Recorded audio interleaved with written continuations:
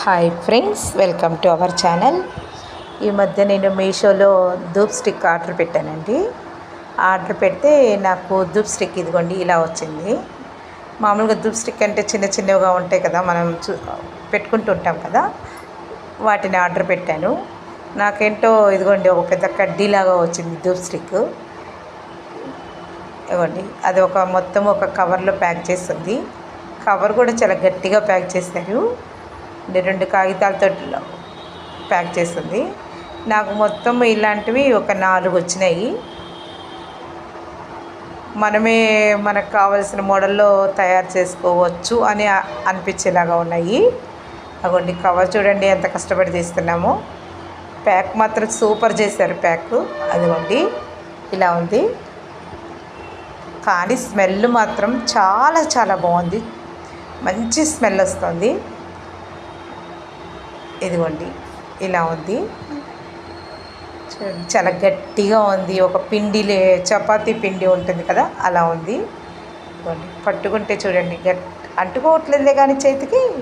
ఇదిగోండి, అందుకని మేము దీన్ని ఏం చేయాలా అని ఆలోచించి ఇదిగోండి కొద్దిగా నీళ్ళు చేయి తడి చేసుకొని అలా చిన్న గోలీ అంత తీసుకొని దాన్ని ధూప్ స్టిక్ లాగా చేస్తున్నాము. ఇది తెచ్చి చాలా రోజులైంది, ఇంతవరకు వీడియో తీయలేదు. ఇంకా అయిపోతుంది, అందువల్ల వీడియో తీస్తున్నాను. ఇదిగోండి ఇలా చేసుకొని ధూప్ స్టిక్ ఎండలో పెట్టుకొని వెలిగించుకుంటున్నాం. కానీ బాగా వెలుగుతున్నాయి ఈ ధూప్ స్టిక్స్.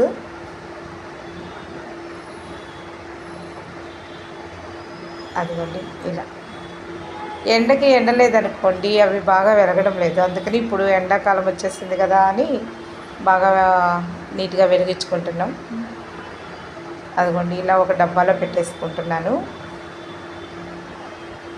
పెట్టేసుకొని వెలిగించుకుంటున్నాం. కాకపోతే కష్టపడాల్సి వస్తుంది, దాంతో కొద్దిగా గట్టిగా ఉంది.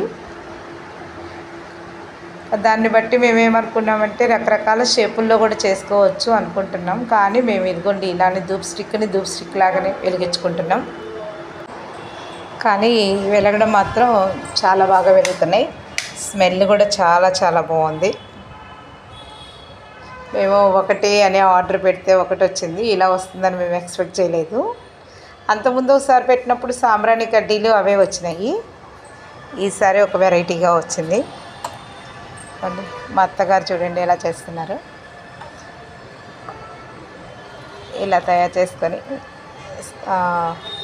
మేము రోజు ధూప్ స్టిక్స్ వెలిగిస్తాం.